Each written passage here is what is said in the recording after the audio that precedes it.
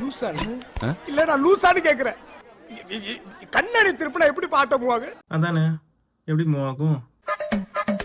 இப்போ பார்த்தீங்கன்னா வீட்டிலேருந்து கிளம்புனேன், கீழே வந்தேன். குப்பை வைக்கிறதுக்கு டோர் திறந்துருந்தது. உள்ளே போனேன், குப்பையை வச்சிட்டேன். வேலை முடிஞ்சது. சிம்பிள் இல்லைங்களா?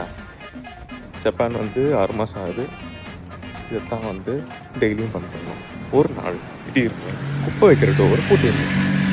என்ன பண்ணுறதுன்னு தெரியல. ஒரு நாள் நாங்கள் வெயிட் பண்ணோம். அப்புறம் அடுத்த நாள் பார்த்தா ஓப்பன் ஆகிருக்கு. சரி என்னமோ ஆயிருக்குன்னு சொல்லிட்டு நாங்கள் விட்டுட்டோம்.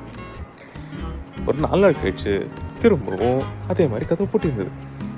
சரி அடுத்த நாள் ஓப்பன் ஆயிரும்ட்டு ஒரு 3 நாள் வெயிட் பண்ணோம். குப்பை குப்பையாக வீட்டில் சேர்ந்துட்டுருக்கு.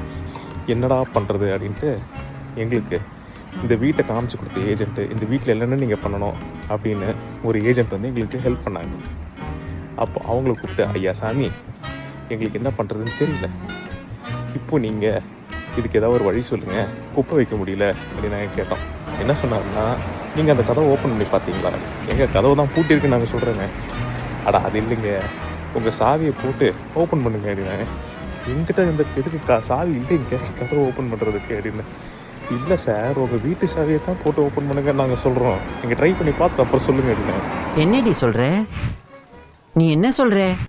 இதுதான் வந்து என் வீட்டு சாவி.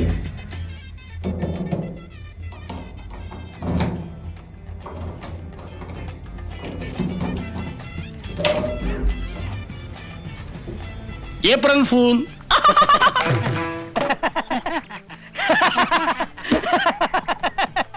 அரசியல்ல இதெல்லாம் சாதாரணமாப்பா.